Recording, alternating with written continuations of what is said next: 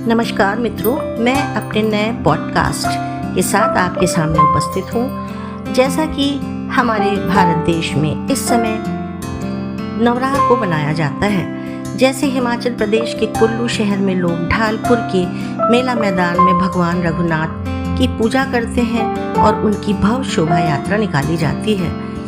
तमिलनाडु में दशहरा मनाने के लिए मुथारम्बन मंदिर के पास लोग इकट्ठा होते हैं। यह 300 साल पुराना मंदिर है।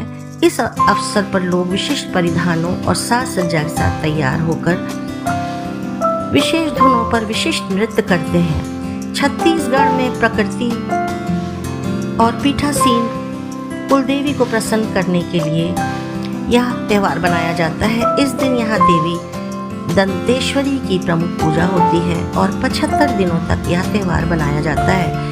इस त्योहार के अंतर्गत पाटा जात्रा या लकड़ी की पूजा, डेरी गढ़ाई या कलश स्थापना, कंचन गाड़ी या देवी कंचन के लिए सिंहासन की स्थापना और ओहदी अर्थात देवताओं की विदाई जैसे अनुष्ठान संपन्न किए जाते हैं।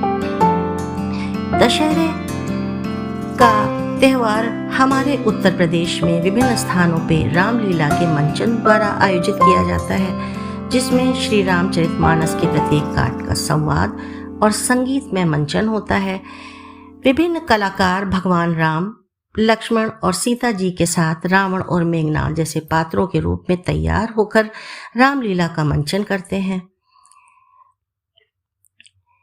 काशी, कानपुर आदि स्थानों में यह शरद पूर्णिमा यानी तिथि के अनुसार दशहरे के 5वें दिन तक रामलीला जारी रहती है। विदेशियों के बीच सबसे लोकप्रिय मैसूर का दशहरा है। कन्नड़ में या कर्नाटक में इसे दसरा के नाम से जानते हैं। इसमें चामुंडी पहाड़ी को रोशनियों से सजाते हैं और देवी चामुंडेश्वरी की पूजा की जाती है। इस दिन मैसूर का शाही घराना शमी पूजन, अपराजिता पूजन और शस्त्र पूजन जैसी गतिविधियों में भाग लेता है। विजयदशमी पर प्रमुख रूप से महाराष्ट्र और राजस्थान में शस्त्र पूजा की जाती है। महाराष्ट्र में इसे सीलांगण और राजस्थान में अहेरिया कहा जाता है। थल सेना की सभी रेजिमेंट्स, खासतौर से मराठा, कुमायूं, जाट, राजपूत और गोरखा रेजिमेंट में शस्त्र पूजा की जाती है। राजस्थान में अहेरिया बनाने के संबंध में यह कहा जाता है कि इस दिन राजपूत शमी के पेड़ की पूजा करके देवी दुर्गा की मूर्ति को पालकी में रखकर प्रतीकात्मक युद्ध किया जाता है। इस प्रकार हम देखते हैं कि यह खूबसूरत त्योहार हमारे देश के विभिन्न भागों में विभिन्न तरीकों से बनाया जाता है, लेकिन हमारे यहाँ बनाए जाने वाले त्योहार का मुख्य अर्थ है अधर्म पर धर्म की विजय, झूठ पर सच्चाई की विजय।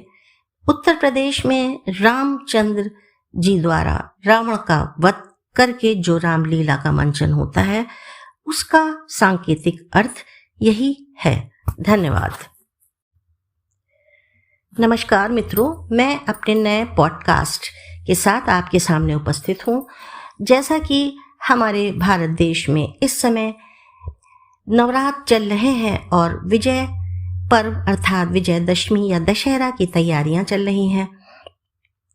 हमारे इस खूबसूरत देश में विविधताओं का, संस्कृति का बहुत अनोखा संगम दिखाई देता है।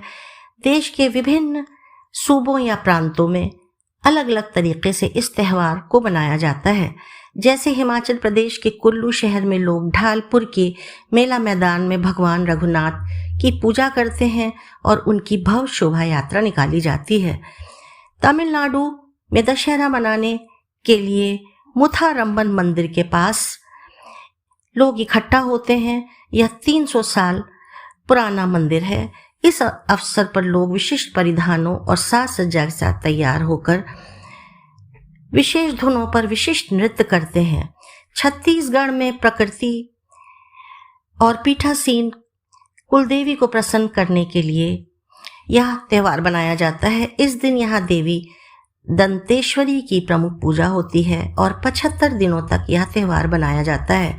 इस त्यौहार के अंतर्गत पाटा जात्रा या लकड़ी की पूजा, डेरी गढ़ाई या कलश स्थापना, कंचन गाड़ी या देवी कंचन के लिए सिंहासन की स्थापना और ओहदी अर्थात देवताओं की विदाई जैसे अनुष्ठान संपन्न किए जाते हैं।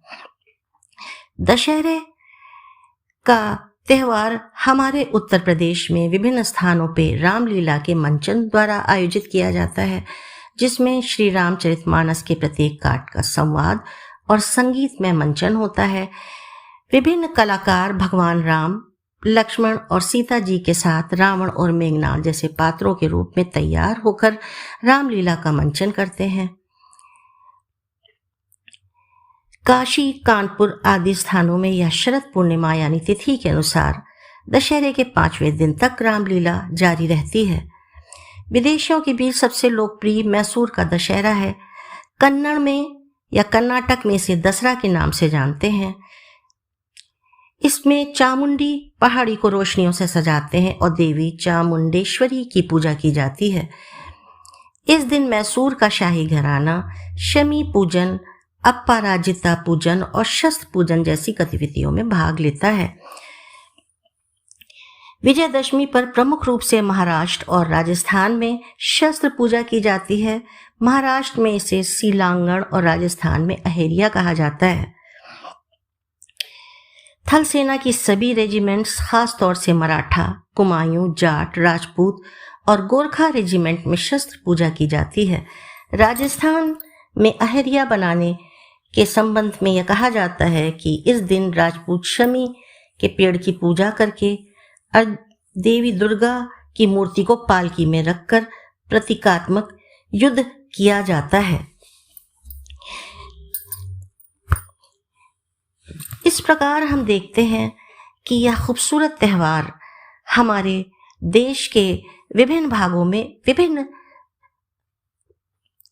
तरीकों से बनाया जाता है, लेकिन हमारे यहाँ बनाए जाने वाले त्यौहार का मुख्य अर्थ है अधर्म पर धर्म की विजय, झूठ पर सच्चाई की विजय। उत्तर प्रदेश में रामचंद्र जी द्वारा रावण का वध करके जो रामलीला का मंचन होता है, उसका सांकेतिक अर्थ यही है। धन्यवाद।